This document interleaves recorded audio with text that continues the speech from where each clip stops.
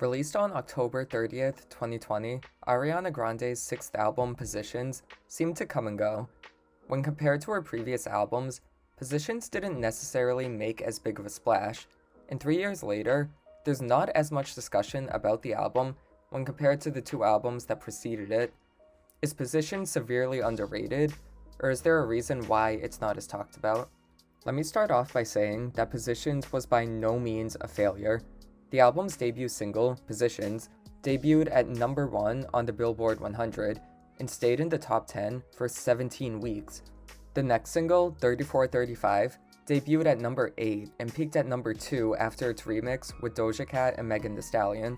The album itself debuted at number 1 on the Billboard 200 chart, and all 14 tracks debuted in the top 75 of the Billboard Hot 100. Obviously, the album made a splash, but making a big entrance and having longevity are two different things. A lot of the online discourse around Ariana's music has been dominated by her two previous albums, 2018's Sweetener and 2019's Thank You Next. While Positions is certainly still discussed, it pales in comparison to her two previous eras. I think there's a few reasons for this, and to understand why, we need to discuss what came before. In 2018 and 2019, Ariana was arguably at the peak of her popularity and exposure, not only due to her relationship with Pete Davidson, but also due to some horrific events in her life. After the May 22, 2017 Manchester bombing that took place on her Dangerous Woman tour, people were curious to see what direction she'd go in for her next studio album. How does somebody continue making music after such a tragedy? Ariana gave her answer with Sweetener's lead single, No Tears Left to Cry, and it was an unexpected one. She was going to continue living happily in spite of the trauma and focus on the positive. This direction was surprising, but totally welcome, as No Tears Left to Cry has become one of her biggest hits. It was inspiring to see her channel personal trauma into such an uplifting record, and this attitude continued in the rest of the album. Sweetener was a huge success, with the singles Breathin' and God Is a Woman becoming staples of Ariana's catalog. The album itself also explored themes such as mental health, anxiety, and healing, which helped the general public see her in a more human light as opposed to the previous perception of her being a diva. Media exposure for Ariana was at a new high, and it would sadly get even bigger after another tragedy. On September 7th, 2018, Ariana's ex-boyfriend, Mac Miller, died at the age of 26. She was obviously deeply affected by the news and ended up calling off her engagement to Pete Davidson the following month. The media frenzy surrounding her personal life was bigger than ever, and the announcement of another single, titled Thank You Next, dropping just a few weeks after her breakup, drummed up an insane amount of speculation. With a title like Thank You Next, it was safe to assume the song was going to be a sassy kiss-off anthem in the vein of Irreplaceable by Beyoncé. However, when the song dropped on November 3rd, 2018, along with the music video paying homage to iconic 2000s romantic comedies, it was clear that Ariana was once again going in an unexpected direction. The song is a love letter to her previous exes, thanking them for how they made her a stronger person. This kind of forgiving and peaceful attitude was refreshing for pop music.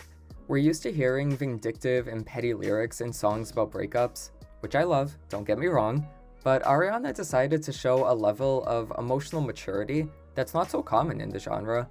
The single became her first to hit number 1 on the Billboard Hot 100, and the second single, Seven Rings, became her second. Thank You Next, the album, was released in February 2019, only 6 months after Sweetener. To follow up such a blockbuster album so quickly with an even more successful album was almost unheard of, and was a career-defining moment for Ariana. In less than a year, she almost completely changed her public perception and cemented herself as one of the biggest musical acts of the 2010s. As you can tell, 2018 and 2019 was an absolute wild time in Ariana's career and personal life, and the music is reflective of that. And do not get me wrong, nobody should have to go through what Ariana went through. However, the fact that her music was rooted in such deep trauma made it that much more memorable and gave much more humanity to Ariana Grande, the larger-than-life pop star. Again, no music is worth any loss of life, but the way that she made two works of art despite and about these experiences, well, it made her an extremely endearing figure.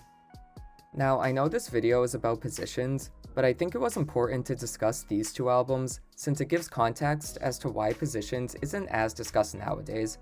Sweetener and Thank You Next were released during a media whirlwind, and the hype around the albums due to her personal life all but guaranteed that they'd be hits. Meanwhile, Positions was released at a relatively quieter time of her career. At this point, it felt like the dust had settled, and Ariana was in a relatively more peaceful place than she had been. She wasn't nearly as public with her relationship to her new boyfriend, Dalton Gomez, as she had been with Pete Davidson. She obviously wanted to remain more low-key during this time, and understandably so. Still, when she announced a new album a mere 2 weeks before it was going to come out, the hype was huge, but not as huge when compared to Thank You Next. Once the album dropped, the general consensus of it seemed to be that it was a good album, but wasn't as effective as her previous two. Criticisms included how much of the album revolved around sex, which in my opinion is pretty damn stupid considering the title is literally Positions. I mean, what did you expect? And the length of the songs being very short, which, okay, I guess that's fair, but that's the way music is being made now, and if she could tell the story she wants in under 3 minutes without sounding rushed, I see nothing wrong with that. In addition to this, the album was released during the pandemic, obviously making it more difficult to promote. The album's final single, POV, was released on March 23, 2021, which actually makes this era about as long as the Sweetener and Thank You Next eras were. However, the album didn't seem to make the same cultural impact as those albums did, but to be honest, that actually is a good thing. Ariana decided to take a step back for her own sanity, and I think this is completely admirable. It must be difficult enough to have all eyes on you every minute of the day for nearly a decade, but to live through the devastating events she endured on top of that, I can't imagine that not breaking anyone's spirit.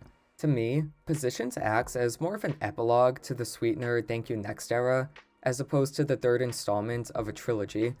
While it does share themes of healing and positivity, it's a much lighter album than the last two, way more low-key and chill. There's no huge choruses like the one on God Is a Woman and Bloodline, no songs as devastatingly sad as Ghostin', and nothing quite as catchy as NASA, Makeup, and Every Time. This is not to say that it's bad, it's just different. It kind of makes me feel like I'm in a fancy New York City hotel on a weekend trip. It's classy, pretty, provocative, and overall not that serious. The lyrics especially can be silly, specifically on songs like 3435 and Shut Up. But again, after seeing her interviews about the album, that's clearly what it was meant to be. Fun, sexually charged, but balanced out with some actual reflective tracks, such as Safety Net and POV. I think this album doesn't get discussed as much years after its release, since it didn't come with the same gripping public narrative that her previous albums did, and that is perfectly fine. I'll say it again, no loss of life is worth any song, but sad as it is, tragedies happen, and music that can capture that devastation and emotional turmoil is going to have a hold on people. Positions being released after she had already explored all of this, and during a relatively quieter time in Ariana's life, put it in a somewhat unfair position. Okay, sorry, I had to. There was no way she could follow up with anything that could be as memorable as her previous era, and as a result, Position gets the short end of the stick nowadays. Despite this, I still think the album is fantastic, with songs like Safety Net, Nasty, and My Hair being among her best. While I understand why it isn't quite as revered as her previous two records, I think it's important to understand that not every album from our favorite pop stars need to be as huge as their previous biggest works. Just because Positions isn't the juggernaut that Thank You Next and Sweetener were, that doesn't make it any worse as a work of art, and it certainly doesn't make Ariana any less of an amazing artist.